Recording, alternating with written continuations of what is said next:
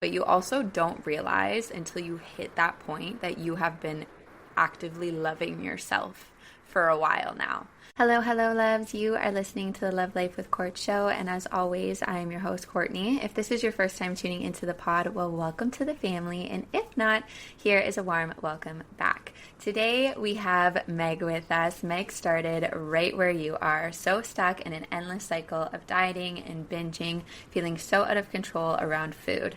Now, after many years of a fuller, freer, healthier relationship with food and her body, she has taken those same techniques and tools to help other women become success stories when it comes to rebuilding their relationships with food and their bodies effortlessly.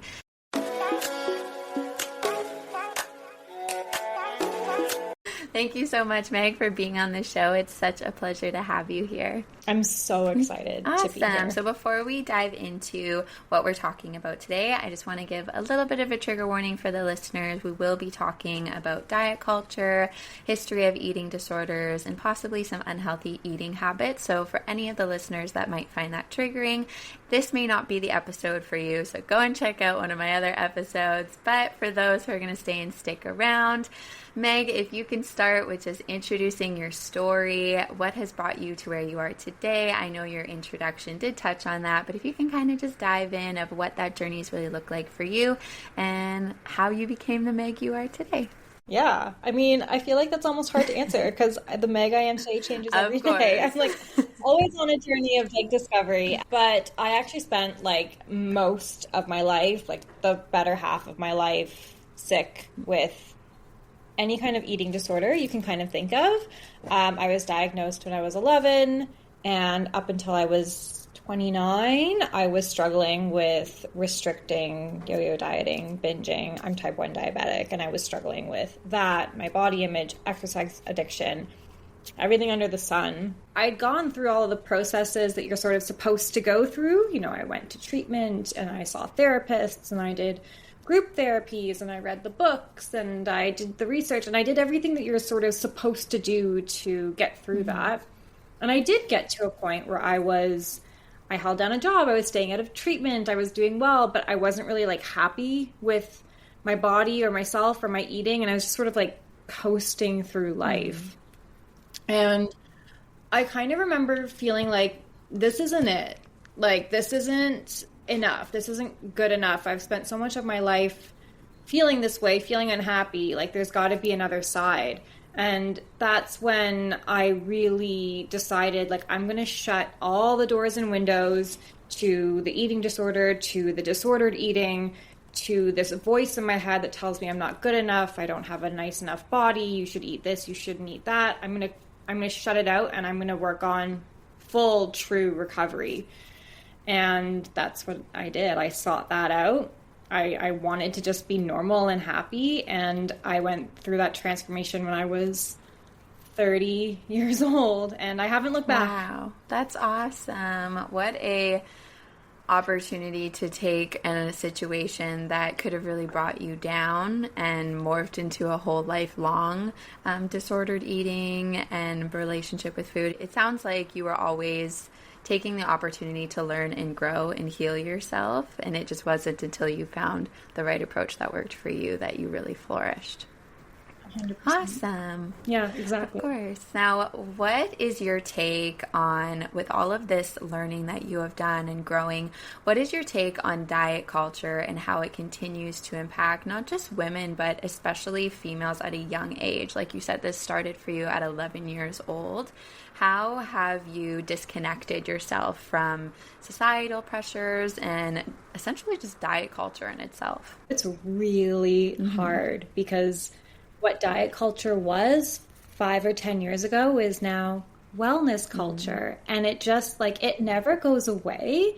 It just evolves. So it almost feels like we have to be like constantly aware and like re-thickening our skins and relearning how to deflect those messages that are out there that are disguised as health and wellness and for our well-being, when really behind all that it is diet culture. And I think, you know, for myself, I always sort of question like why am I making the choices I'm making? Or why do I feel like I want to make these choices? Or why do I feel like I want to eat this way or take this supplement or do this workout? Like, where is this coming from?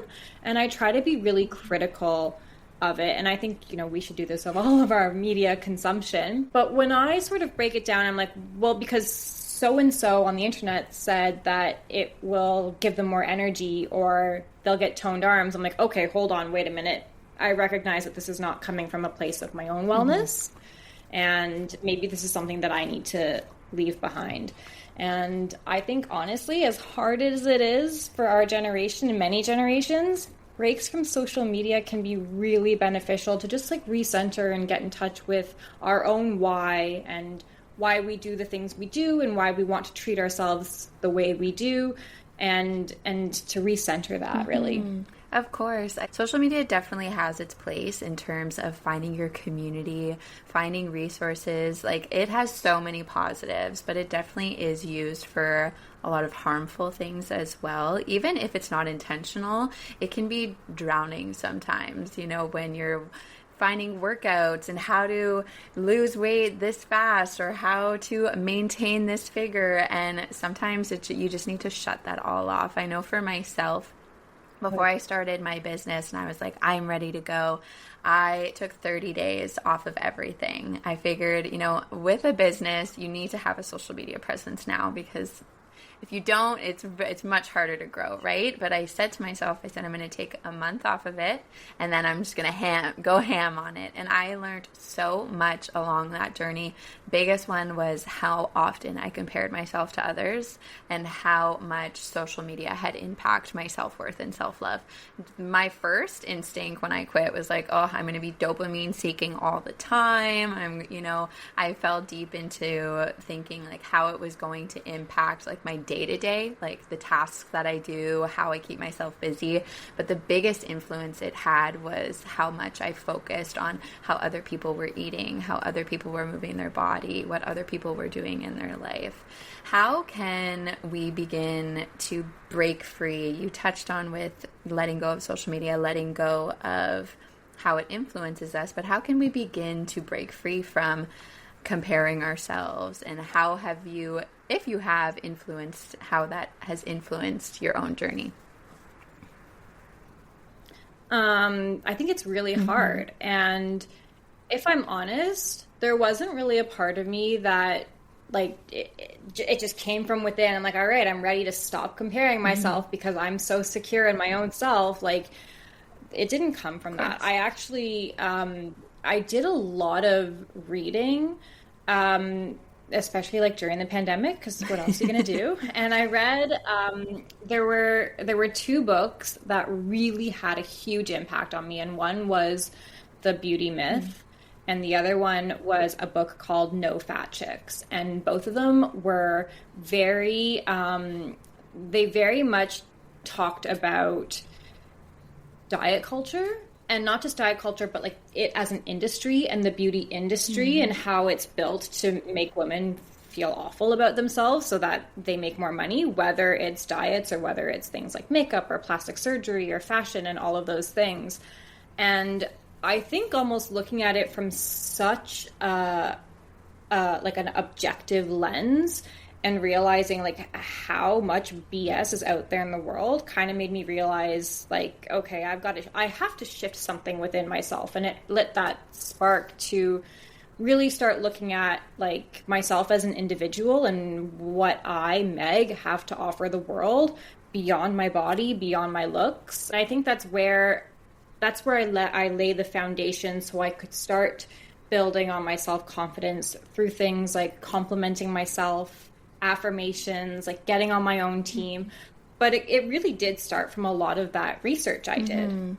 Awesome. Yeah, relying on finding resources like we talked about that can really support your journey, right? With social media and, diet culture and everything, for me, a big part of my journey was letting go of the guilt that I had with my relationship with food. So whether it was depriving my body of food or overeating, whatever it was, I had a lot of guilt that I had to work through for myself.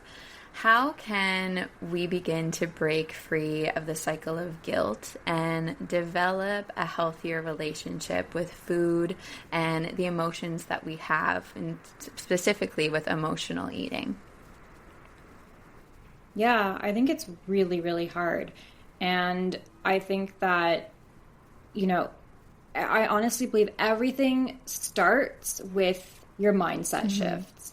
Like, we can't just sort of barrel our way into healthy eating, or I no longer feel guilty, or I feel amazing about my body. Like, it all kind of has to start with the way that we speak to ourselves, like internally and externally, and the core beliefs that we are living in our day-to-day lives. So if we have those core beliefs that if I eat this food, then I'm weak, or I'm a bad person, or I'm not good because I couldn't stick to my diet, then like those are the messages that we will continue to believe as truth, like for forever. And so it really does start with rewriting those messages and giving yourself permission to enjoy food and taste food mindfully and be grateful for it.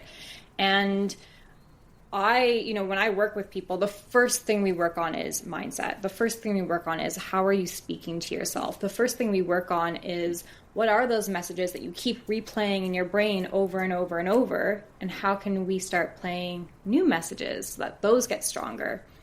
And of course, like we also use like tools. I think mindful eating is an amazing tool when it's done properly, and it can really bring so much gratitude to your food and really enhance that positive relationship to your food.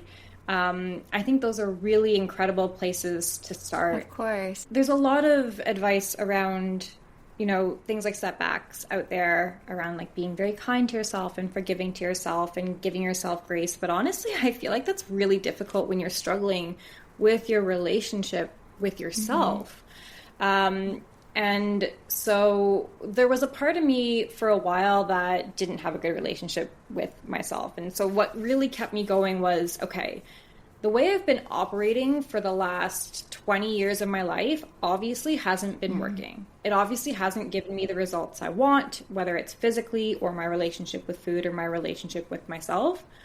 I owe it to myself to try this different path.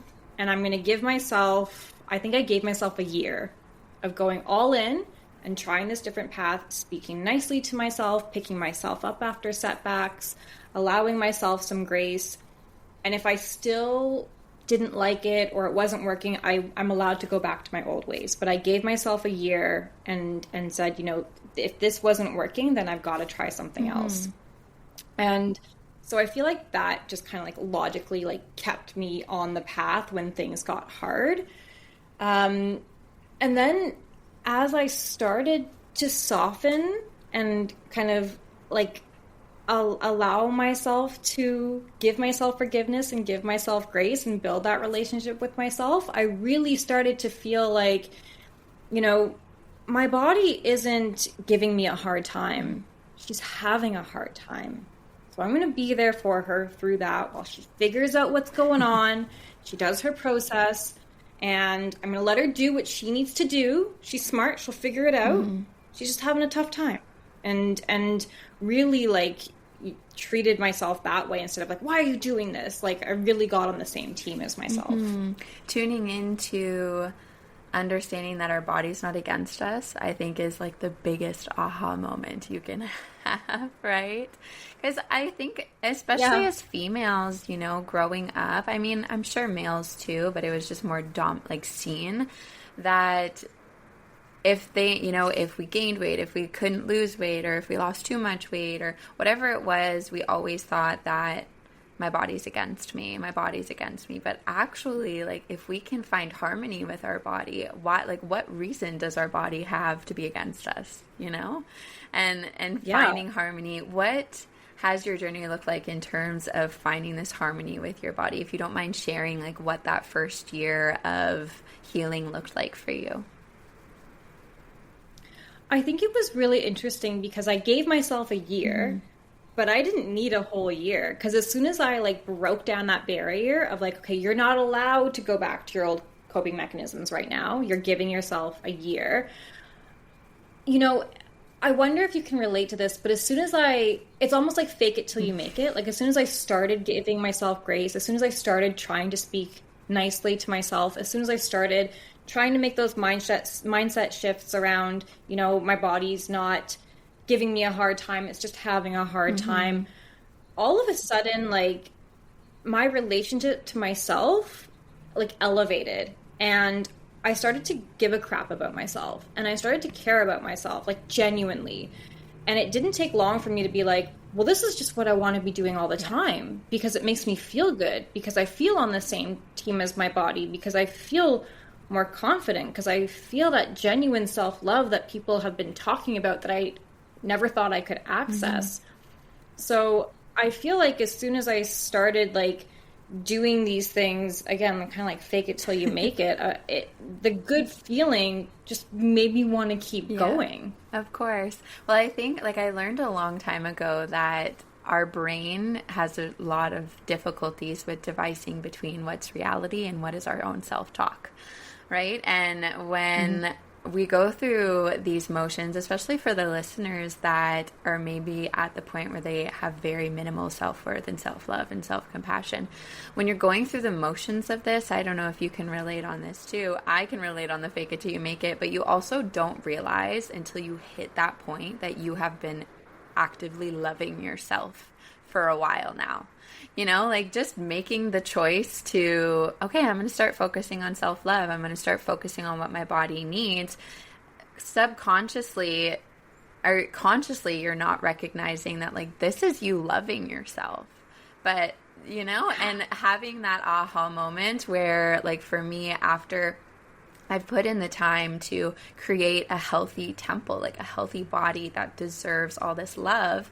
In the beginning, I wasn't like, this is going to let me love myself. I'm going to love myself so much during this process. No way. It started with, okay, I'm just going to try this for a week. And then I'm going to try this for 2 weeks. And on the day that I failed, I was like, okay, there's always tomorrow. And then as I was giving, like you said, that compassion to myself, I realized that like, holy crap, I'm falling in love with myself right now. Like this is what self-love feels like. But it's such a... You don't feel it until, like, you don't see it until you feel it, Yeah. And I think there's like, it's so interesting because I have this conversation with all of my clients. I've had this conversation with so many women. Like, I almost feel like when we grew up, we weren't taught how to foster that love for ourselves, because one of the biggest ways I did this, and I tell all my clients too, is like affirmations, like literally stand in front of the mirror and say 5 things about yourself that you like. And it can be like physical, it can be non-physical. And it feels so icky at first. It feels so stretchy. It feels so weird. It feels so like, what am I doing? This is crazy. And this was one of the fastest shifts for me. And with my clients, they're like, well, it felt weird at first, but now it kind of feels like warm and fuzzy. And like now it kind of feels nice. And it's like, why have we not been doing this our entire lives? Why have we grown to the point where it doesn't feel right to speak nicely to ourselves? Of course. And I think too, like when we're kids, we're not told to have all, like you're being too cocky if you have all this confidence, right? But there's a very big difference between like truly just loving yourself and knowing your worth and exuding that to others and like putting it on others. Like, I love myself so much, But for me, when I see someone that says wholeheartedly that they love themselves, it inspires me to start that journey on my own, right? Now, for someone who may be listening who struggles with emotional eating, what are some first steps that they can take to start addressing the underlying issues and also building healthier coping mechanisms where they can work through the emotions as opposed to either eating or depriving themselves based on those emotions?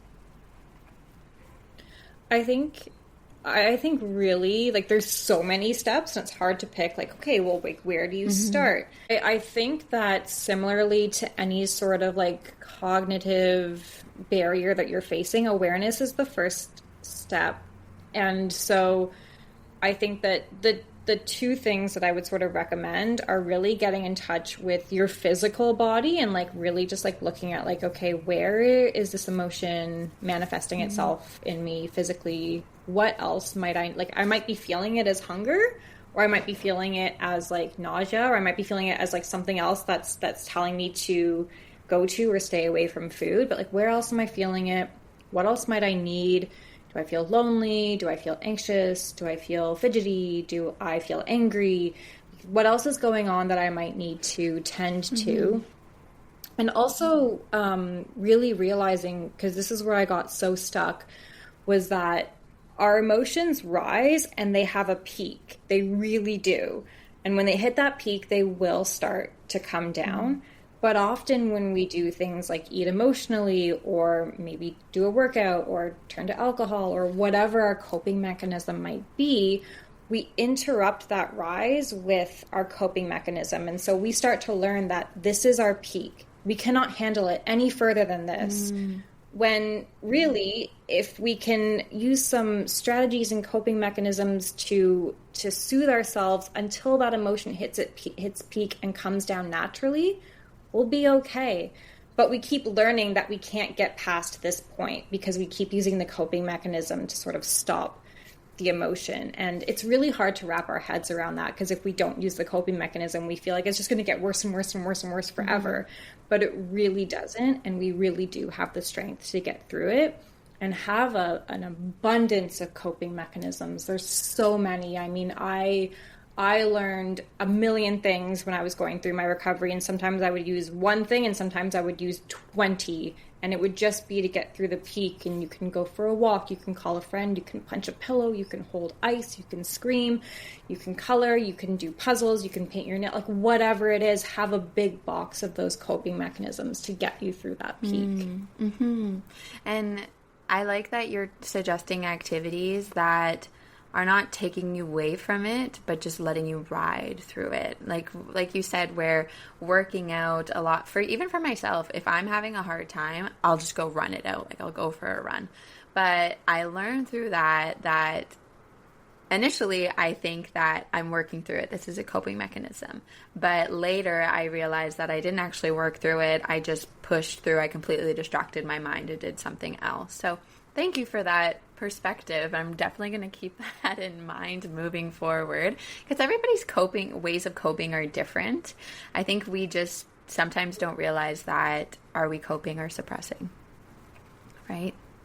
1,000%. And like I said at the beginning, my journey's always changing. And like I healed my relationship with food 4 years ago, and now I'm learning like I didn't heal so much as I shifted into like being a workaholic and like, am I still like just depressing? And you know, the work never ends. We're human beings, but it's also like kind of what makes life fascinating. Yeah, of course. There's so many things that, you know, I've preached about before. And then a few years later, I'm like, no, don't ever listen to that. Because the more you learn, you're like, but then you have another aha moment later and you're like, okay, scratch it all, get rid of it. Like, simple example was, I used to always say that you can't rely on motivation to make you disciplined. You need to first be disciplined and then the motivation will come.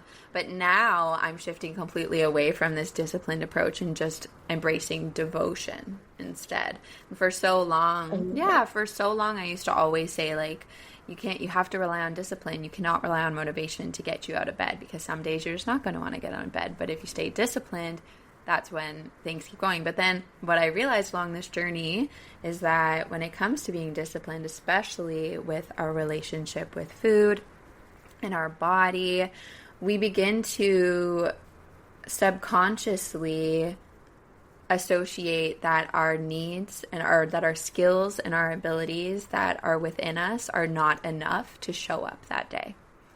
And instead shifting it to a lens of devotion where I am enough and I know that I'm deserving of this, so I am going to show up for myself today.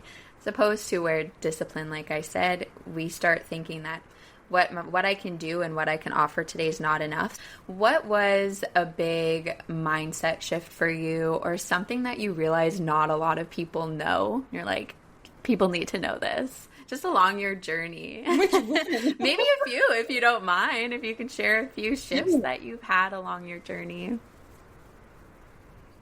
It's kind of interesting because I feel like as I'm about to say them out loud, they're going to sound so simple. But I think one of the biggest shifts for me was the mindset shift of like, the food will always be there.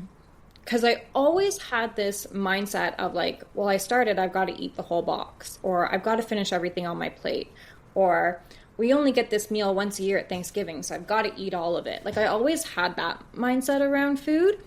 And as soon as I kind of shifted to like, well, it's always going to be there, whether I go to the store and buy it again, or I save some for later, or it comes around next Thanksgiving, it's always going to be there.